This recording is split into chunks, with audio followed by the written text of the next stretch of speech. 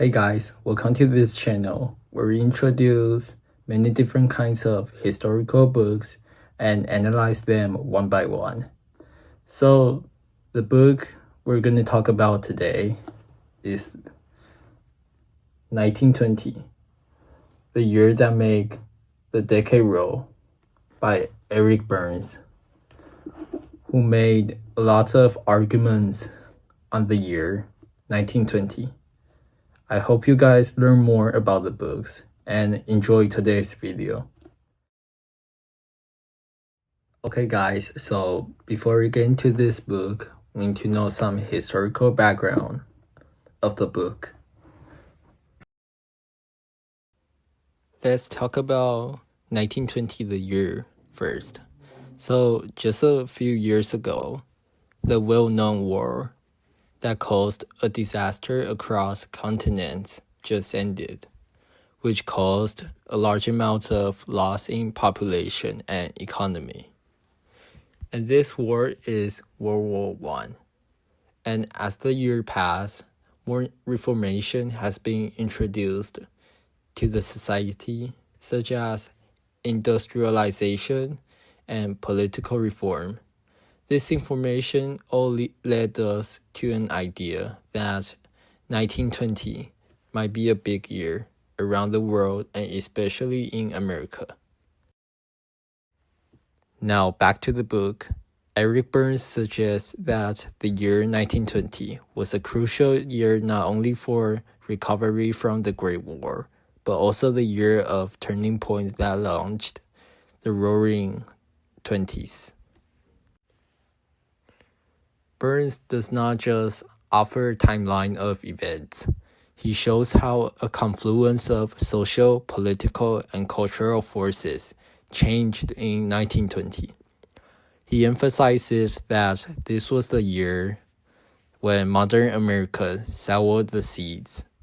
Think about this: the recommendation of the 19th Amendment to vote for women, the enforcement of prohibition through the Volstead Act, the explosion of radio broadcasting, and the rise of jazz.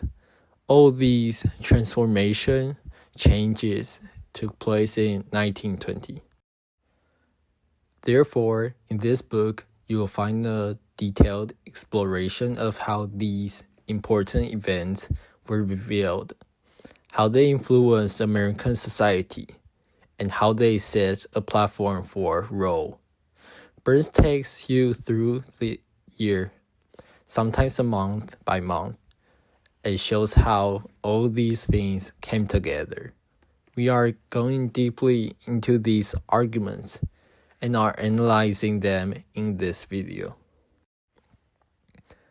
Now, let's go deeply to evaluate the arguments of Eric Burns. As we have known, his main argument is that 1920 was the main year for Roll Twenties. Now, to assess the strength of this argument, we need to see both the evidence that he presents and how he explains it. Burns often used primary sources, evidence to support his argument, such as newspaper articles, historical documents, personal letters, and photographs. Now, in evaluating his arguments, I feel that Burns effectively shows how many important events happened all at once within 1920.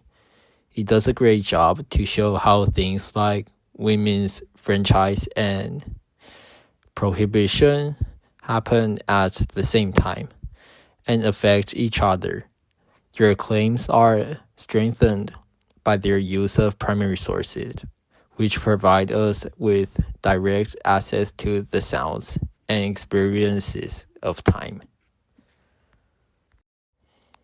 However, a possible weakness lies in the possibility of eliminating the importance of the year. While 1920 was clearly transformative, it is important to accept long-term trends and other factors that contribute to roaring 20s. For example, some people may argue that the late 1920s economic bounce was as impressive as the social changes of 1920. When he covered too much about other things, some areas may benefit from more close analysis. For example, the economic impact of prohibition beyond the rise of organized crime could have been discovered more well. Other than these points, the argument of Burns is strong. He presents a well-researched and attractive story that effectively reveals the importance of 1920. His ability to add uneven events to a balanced logic is a real strength. It gives the audience, the reader, a strong case that 1920 was a year that shaped the modern America. Thanks for you guys watching, and I hope you see you next time. Goodbye.